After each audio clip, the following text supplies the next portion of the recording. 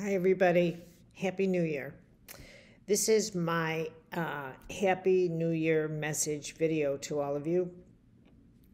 I first want to thank you for being so supportive of all the archetype video messages that I sent out this last year. And so that's inspired me to continue, which I will do. But I'm going to expand, I think, as this year goes on. I think what I will do is expand, not just discussing archetypes, but archetypal experiences that are common to everybody, kind of stretching the canvas a little bit. For example, the archetype, the experience of betrayal, the experience of abandonment. There are experiences within the human condition that are not unique. They happen to all of us, maybe in our own way, but we have these archetypal experiences in common. Humiliation, being humiliated, and the scar tissue that leaves in us, and how that forms the way we look at life. And I'm hoping to obviously mix in a little bit of a message of healing with that. So I'm going to continue to do archetypes, but I think I'm going to expand it into archetypal experiences. Like the need to go on the hero's journey, for example, and the many. I'm just fascinated with our archetypal nature, and I feel for myself that it was once I kind of identified my first archetypal pattern in a person during a reading with Norm Shealy. We'd been doing readings for years at this point, and how we did it was he always had the patient in his office, and he would call, and he would say, I have, so-and-so here in my office. And so I always had the permission, and then he would give me the age, not the birth date. I'm not an astrologer, though I wish I was.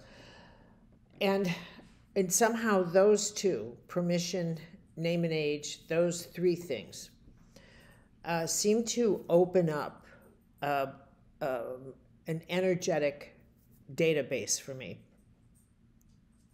And on this one day, I was doing a reading, and I thought Norm didn't see children in his practice as a surgeon or as a brain surgeon or as a physician later in pain management. He never dealt with children. And all I could see was this, I kept getting this impression of a child. And, and getting impressions, what's that like? That's like if I told you, I want you to think of your living room right now. Concentrate on what it is you're thinking. What actually comes into your mind. You don't literally see your living room. You image it. It's like pixels, right? And that's how a reading is for me. It's like images that fly through my conscious mind, but I'm not connected to them. There's nothing personal. So if I see your living room, it's not personal to me. So I've got a clearer sight than the way you would see it, which would be, this, my mother gave me this, my grandmother gave me this. You have attachments and I don't. And that's where the clarity came from, I eventually realized. So when I did this reading with this man, all I kept seeing was like images of a child, so I finally said to Norm, are you dealing with a child? I mean, I don't understand what I'm picking up here.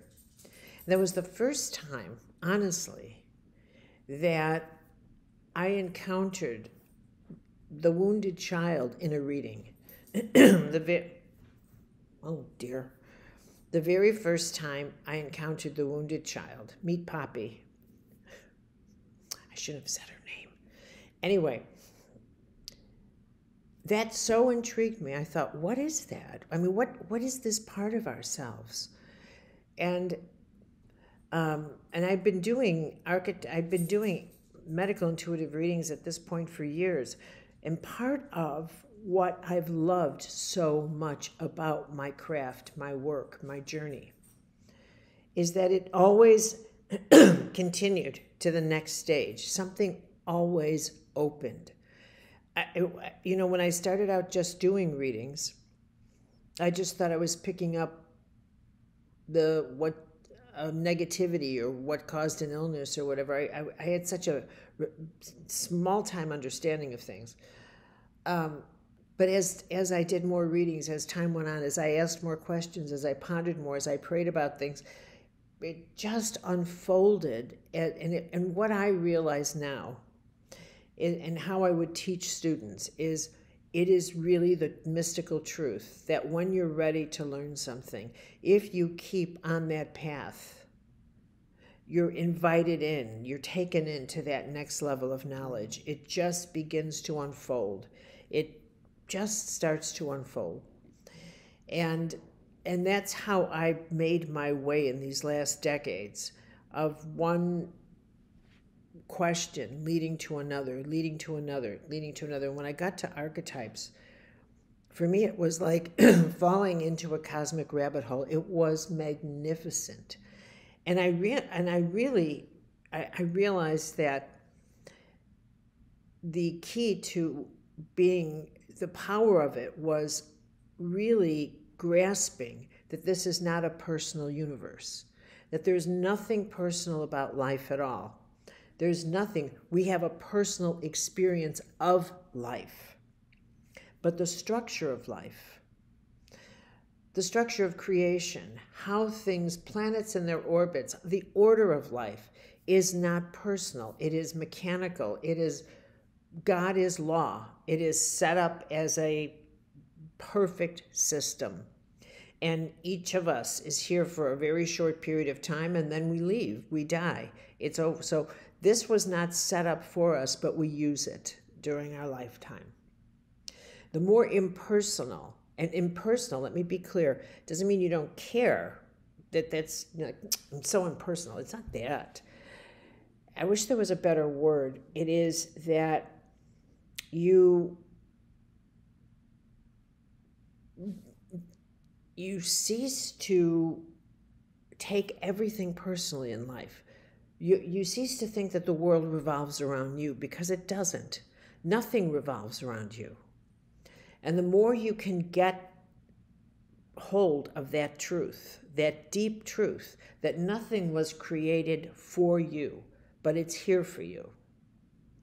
That life was not set up just for your life. There's nothing personal about it. It's just life. But the more you understand how extraordinary that truth is, the more your heart opens. The more your heart opens, because you cease to take everything personally that anyone does. The pattern that we live in, the patterns people have, you can identify a pattern and realize, if you're dealing with an addict, that's the way an addict works. It has nothing to do with you. That's how addicts work. When an addict needs money, they'll go into your wallet, they'll go into my wallet. It doesn't matter. It's not personal. And where we run into trouble in life is when we start thinking we're an exception to any rule, to any of the laws. Like thinking you're an exception to the law of gravity, and you jump off a balcony, you are going to fall and die. So this idea that you're exceptional or being other than ordinary as a goal is really a choice of suffering, because there's no truth to it. There's no truth to it. So I've been, wanting to deepen my teachings with the archetypes, because it's so rich and it's so, I think, liberating to have a profoundly archetypal understanding of how life is ordered, your own and everybody else's. And so I will continue to do archetypal postings, but I will, I'm going to expand, and I want to talk about archetypal experiences. And so with that in mind, and I'm always collecting data. I'm always listening to people. I'm always kind of looking for patterns that are emerging in our time, in our place. And truly, I don't know if I would call this a pattern or just the consequence of so much of the news being filled with wars and conflict and explosions and all the things that are happening. But in many of the conversations I've had with people, friends, family, everybody, over the holy season, even I live in a neighborhood, I've lived here now for many, many years, and so I know many of the merchants, and I know the restaurant owners, and so when I go to have dinner, I know the people who own the restaurant, and it's very nice. It's very nice to have a community like that. But even these people who are more inclined to greet you and find out if you're enjoying your dinner have taken the time to say, I'm telling you, Carolyn, I feel like something's in the air. I just have this strong anticipation of something happening. So the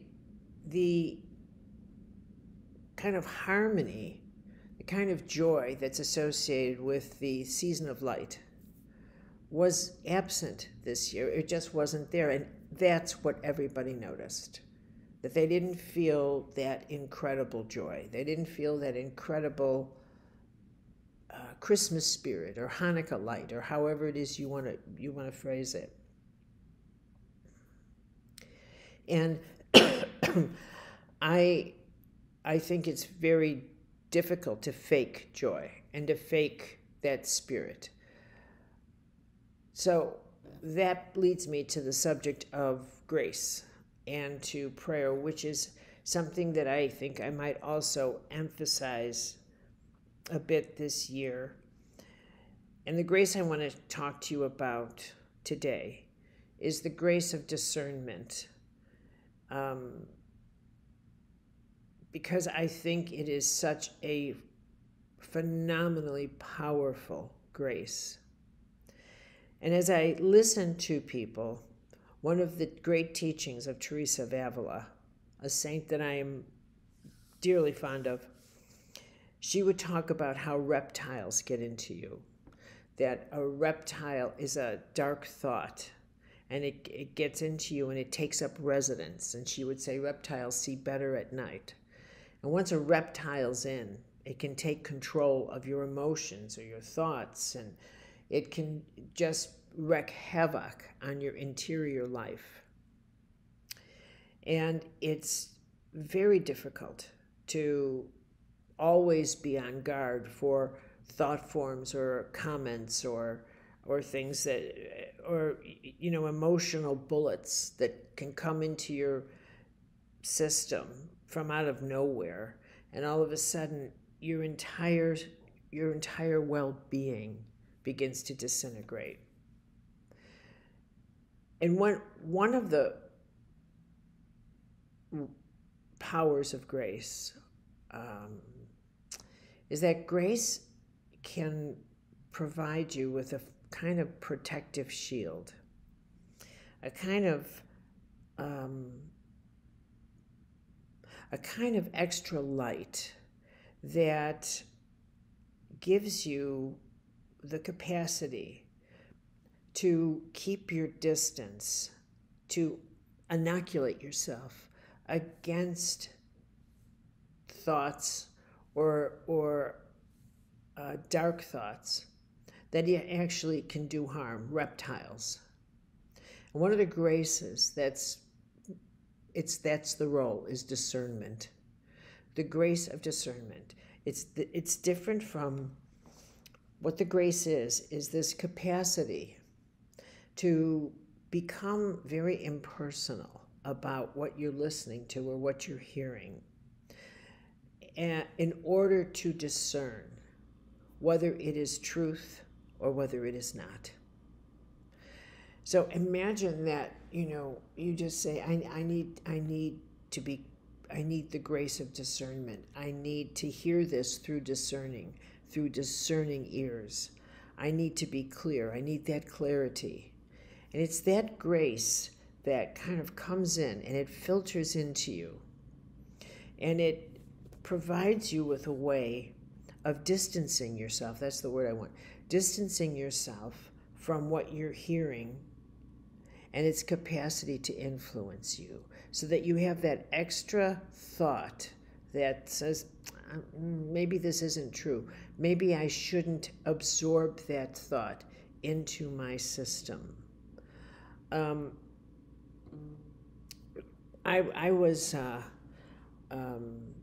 at that age where I'm dealing with a little bit of, arthritic stuff.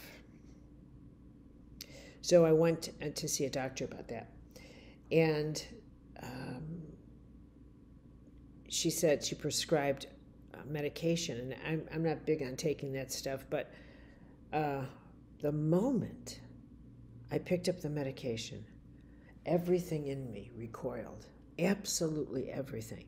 Absolutely everything. And I thought, I can't take this. My everything in me. And for me, I would pray, I need to be discerning about what is good for me. If it is, I'll take it. If it's not. But I trusted that response. I trusted that bio-spiritual ecological response that I had was more on target for me than what the physician said. And then I talked to my physician about it, and I said, I feel like this drug would do harm for me, more harm than good. And she said, well, that's fair enough, because there's a lot of, if you're this, if you're that, if you intend to become pregnant, if you're not pregnant, if you're this, if you're, what the heck? But discernment, for me, that grace is so powerful. When I teach, I'll always say a prayer before I teach, like, help me listen to my students with discerning ears, so that I can hear what they're actually trying to ask me, or what they actually need from me. So I want to encourage you as we begin this year, honestly, to open yourself to the power of grace in your life, because this is going to be a chaotic year. And every time we turn on the news, every time you look at anything, you hear stories about this and that quote, that, blah, blah, and we have no idea what truth is anymore. Do you know what I mean? We don't know what's going on. You know what's behind Israel, Gaza, Ukraine, Russia, all of this, the Congress, what's going on in all these countries. Now Iran and ISIS blowing up 100. It's easy to just decide these are the good guys, these are the bad guys, and that's all there's to it. It's very easy to do that. But I'm not sure the creation operates that way. I'm not sure the universe operates that way. I'm not sure that problems are resolved with such simple thinking, because they just don't seem to go away. So something is missing in the way we discern what is really going on. So as we begin this year, let me say I would love to do more chats about grace, and I'm deciding what to teach in my next class that I'll be teaching. And I am thinking that I might return to and explore anew how powerful you are, the mystery of your own power, the wonder and mystery of your own power. Because again and again, I think that what life really is about is this journey of going from our love of power to the power of love. I think that's what we all have in common. Again, I think it is universal and archetypal. And how that journey unfolds in our lives is unique to each of us, but that is the core journey. And that the common denominator, the common ingredient of everything is power. Everything. Everything is about power. And so we can't explore that enough, or our relationship to it, or what makes us feel powerless and what that illusion's about, and the stages of empowerment that all of us proceed through as life unfolds for us. So I'm going to create a course around that, and I hope you'll join me, because I think it is so important these days for every person to realize that they are participating in creation. That in fact, if people really understood, if you understood, you would never ever say, there's nothing I can do. I haven't got a clue. You'd realize I need to say a prayer about inspiration. Apparently I'm afraid to untap, to unlock that level of power in me, which is something that we'll go into, what that means. When you come across a fear that's saying, this is as far as you know yourself, and how often we're stopped by that. So, as we begin this year together, let me say I send you all blessings and my gratitude for being part of CMED for all this time and enjoying these videos. And I'm looking forward to teaching again another wonderful year. And prayer is power. I just want to begin the year with that incredible mystical truth. Thank you, everyone.